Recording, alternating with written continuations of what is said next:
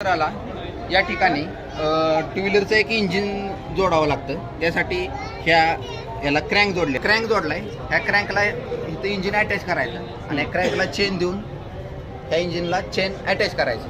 या इंजिनला chain attach केल्यानंतर to व्हीलरच्या इंजिनवर हे यंत्र चालतं. त्यासाठी तुमचं सेकंड हँड जे घरी जुनी गाडी असते जी वापरात नाही त्याचं इंजिन इथं जोडलं तर ते तुम्हाला ह्याच्यावर ऑपरेट करण्यासाठी फायद्याचं होतं. किंवा तुम्ही नवीन इंजिन घेतलं तरी चालेल.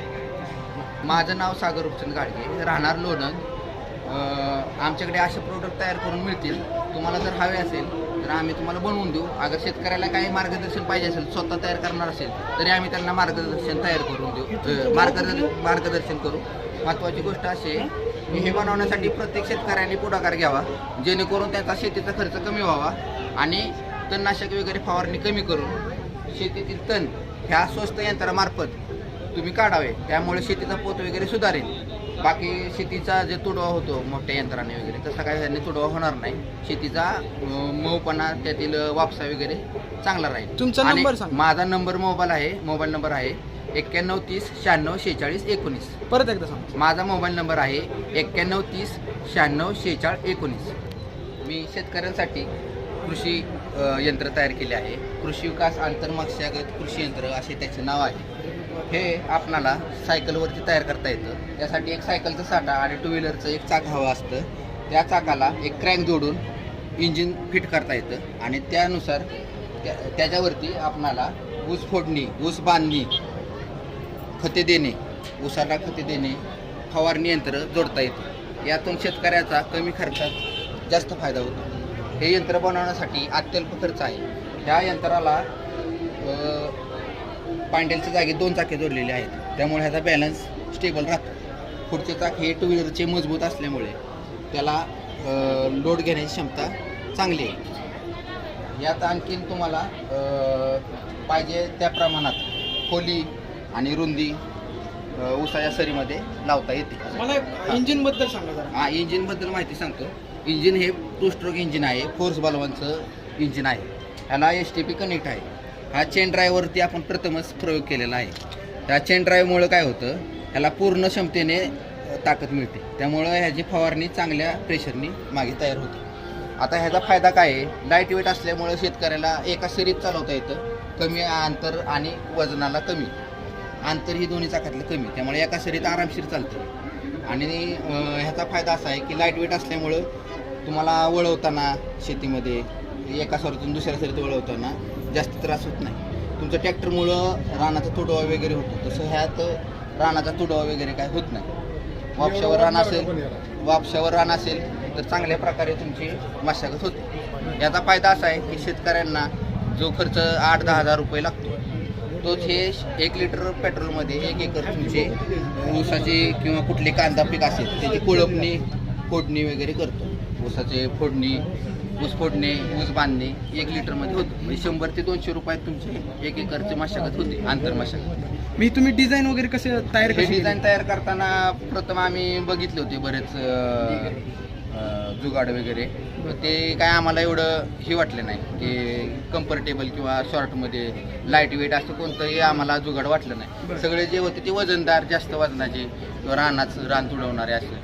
थोडक्यात जास्त मशागत कमी वजनाच्या अवजाराने खोल मशागत करण्यासाठी आम्ही हे अवजार तयार केलेलं आहे. याचा फायदा असा आहे की गरीबातील गरीब शेतकरी तुमच्या थोडक्या भांडवलावरती तुमचं शेतीचं जे रोटर वगैरे आहे तो चालवू शकतो. म्हणजे आंतर मशागतीचं यंत्र बनवू शकतो. ती डिझाईन तुम्ही कसं डिझाईन तयार करताना मला तसं भरपूर बदल करावे लागले. त्यात महत्त्वाचा बदल काय होता, प्रथम आम्ही इंजिन मागच्या बाजूला बसवलं होतं. तर मागच्या बाजूला इंजिनला काय व्हायचं, बॅलन्स मेंटेन होत नव्हतं. मग आम्ही सायकलला काय केलं, सायकलचा मागचा भाग इथून कट केला. या ठिकाणावरून हा कट करून इथून जी मांडी असते सायकलची त्यात जे चाक बसतो त्या मांडीचा भाग हा पुढच्या ठिकाणी इथं जॉईंट केला. जॉईंट म्हणजे नटमध्ये जॉईंट केला आणि मरगार्ड आणि तुमचं जे कॅरेज असते त्याचा जो आहे भाग तो इथं जॉईंट केला. ह्याच्यावर तुम्ही इंजिन बसवू शकता. ही त्याचं बेस स्ट्रक्चर मजबूत झालं. दुसरा विषय असा आहे की हे बनवताना आम्हाला वेल्डर लोकांचा आपण हातभार लागला. म्हणजे त्यांना कुठं होलं वगैरे पाडण्यासाठी, लोखंडाला वेल्डिंग करण्यासाठी त्यांची मदत झाली. त्यात कोळेकर म्हणून आहेत, त्यांचा फायदा जास्त झाला. कोळेकर वेल्डर. तुम्हाला एक कन्सेप्ट कशी सुचली, म्हणजे असं काहीतरी करावं? कन्सेप्ट हे गरीब शेतकऱ्यांना कसे रोटर वगैरे घ्यायला परवडत नाही जास्त करून. मोठे महाग असतात, 60,000 1,00,000 रुपये. तर एवढा खर्च त्यांना गरीब शेतकरी जे असतात, सीमांत शेतकरी थोडक्यात, म्हणजे ज्यांचं 1 एकर क्षेत्र आहे, अर्धा एकर क्षेत्र आहे, मग त्यांना ऊस बांधणीचं समजा किंवा कोळपणी गहू ज्वारी बाजरीमध्ये याच्यासाठी अवजार जर लावायचं म्हणलं दुसऱ्याचं तर 3-4 हजार रुपये एकरी लागतात. मग हे जर अवजार तुम्हाला 3-4 हजार रुपयात तयार होत असेल एकदाच, तर ती तुम्ही लाईफ टाईम वापरू शकता. त्यासाठी हे मी अवजार तयार केलं. हे अवजार तयार करताना एक महत्त्वाची गोष्ट मी लक्षात घेतली, याचा प्रत्येक पार्ट जो आहे तो सुट्टा पार्ट आहे. प्रत्येक पार्ट नटमध्ये आपण मटेरियल कुठलं आहे? मटेरियल सांगतो. प्रत्येक पार्ट आहे ना तो नटात फिट केलेला आहे. ह्याचा फायदा असा आहे की कोणताही पार्टचं जर काय खराब झाला तर तुमचा कुठलाही पार्ट ह्याला बदलू शकतो आपण. आणि ह्याचं जे मटेरियल आहे ते हे अँगल वगैरे आपल्या लोकलच्या अँगलच्या दुकानातून घेतलेले आहे. ह्याच्यासाठी जास्त अँगलचा वगैरे काय वापर नाही. ह्याचा महत्त्वाचा वापर सायकलचा आहे. सायकलचंच मटेरियल वापरून आपण जास्तीत जास्त चांगल्या प्रकारे करण्याचा प्रयत्न केलेला आहे. आणि किती दिवस, साधारण किती दिवस लागले तुम्हाला हे बनवण्यासाठी 1 महिन्याचा वेळ गेला माझा. तुम्ही स्वतः मी एकट्याने? स्वतः एकट्यानेच तयार केलेलं आहे. स्वतः एकट्यानेच युक्ती चालवून तयार केलेली आहे. आतापर्यंत किती लोकांना हे केलं? आतापर्यंत जवळपास 1000-2000 लोकांनी माझ्याकडून माहिती घेऊन गेली आहे. त्यांचा रिस्पॉन्स आहे. प्रत्येक शेतकऱ्याचं म्हणणं आहे की आम्हाला बनवून द्या. तर आम्ही, माझं काय म्हणणं आहे, शेतकऱ्यालाही स्वतःही बनवू शकतो किंवा आम्ही बनवून देऊ शकतो. शेतकऱ्याने स्वतः बनवलं तर खर्च कमी होऊ शकतो, कारण ह्यात काही अवघड गोष्ट कोणतीच नाही. हे पांढऱ्याच्या जागी फक्त 2 चाके जोडायचे आणि 2 व्हीलरचं 1 चाक पुढं जोडायचं, एवढाच विषय यात आहे. कारण मोठी कुठली असं क्रिटिकल कुठलीच गोष्ट नाही आहे. ही तर फक्त 2 अँगल मजबूतीसाठी जोडलेले आहे. ही महत्त्वाचा पार्ट आहे यातला. कारण ह्या अँगलवरतीच हे मागचं तुमचं रेझर, तुमचं ऊस फोडणीचं यंत्र चालणार. त्यामुळे हे जे अँगल आहेत ते मजबूत असेल. मजबूत म्हणजे जे रेग्युलर आहेत तेच आहेत. तुम्ही पेशाने म्हणजे शेतकऱ्यांचा मुलगा आहे मी. वगैरे तसं काय केलं? इंजिनिअरिंग वगैरे नाही, माझं B.Com झाले. मी शेतकऱ्याचाच मुलगा आहे. शेती आमचा पारंपरिक व्यवसाय आहे. नाही म्हणजे कसं जनरली ना अशा गोष्टी इंजिनियर लोक करतात, त्यामुळे तुम्हाला मी विचारलं की तुम्ही इंजिनियर. विषय काय आहे, आमच्या शेतीच्या व्यवसायात आम्ही पूर्वीपासून बैल शेती केली. पूर्वी आजोबाच्या काळात, वडिलांच्या काळात ट्रॅक्टर शेती केली. तर विषय काय झाला, आंतरमशागतीसाठी आम्हाला लेबर खर्च हा जास्त लागायचा. मग त्यामुळं शेतीत तणनाशकांची फवारणी जास्त व्हायची. तणनाशकांच्या फवारणीमुळे जरा उत्पादन कमी आलं होतं. उत्पादन कमी आल्यामुळं विचार केला की गवताचं नियोजन कसं करायचं, कारण लेबर तर परवडत नाही, लेबर खर्च वाढला आहे.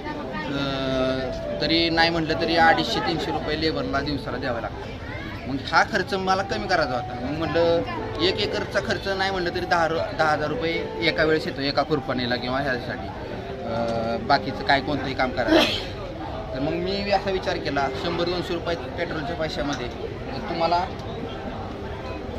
कोळपणी होत असेल गवताची, तर त्याचा आपल्याला फायदा भरपूर मोठा होतो. कारण एका एकराला जेवढी रक्कम लागते खुरपणीसाठी तेवढ्याच रकमेत हे यंत्र तयार होतं. एका वेळेच्या 1 एकराच्या खर्चात खुरपणीच्या यंत्र तयार. थँक्यू. ओके, धन्यवाद.